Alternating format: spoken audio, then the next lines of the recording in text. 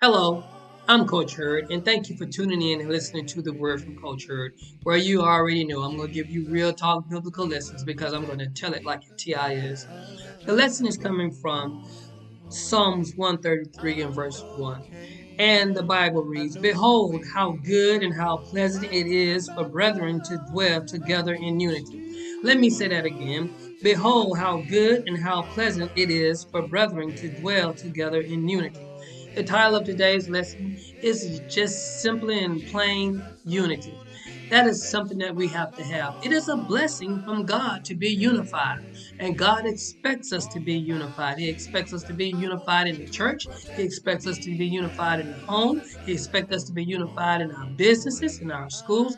He expects us to be unified in our society.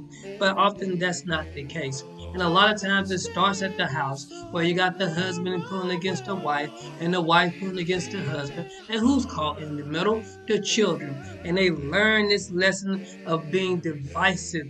And next thing you know, they're in the school carrying that message of divisiveness in the schoolhouse. They grow up and become our next political leaders, and they carry this message of divisiveness. They're in our companies and they carry a message of divisiveness. God did not put us on this earth to be divided. He tells us very simply, and he says, "A house divided, it cannot stand; it will fall."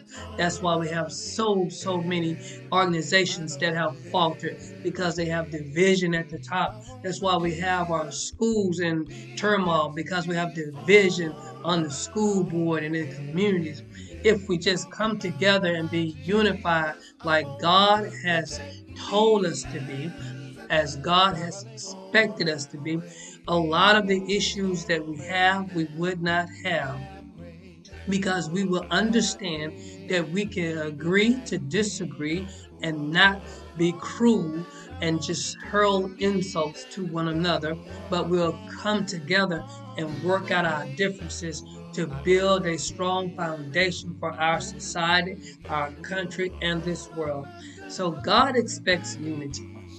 And so we need to start doing what God expects. Let's be unified. Let's be unified in our house. Let's be unified in our society. And let's live how God has expected us to live. Hey, I'm done with this. I'm Coach Hurd. Thank you for tuning in and listening to me. And you have a great week. Peace.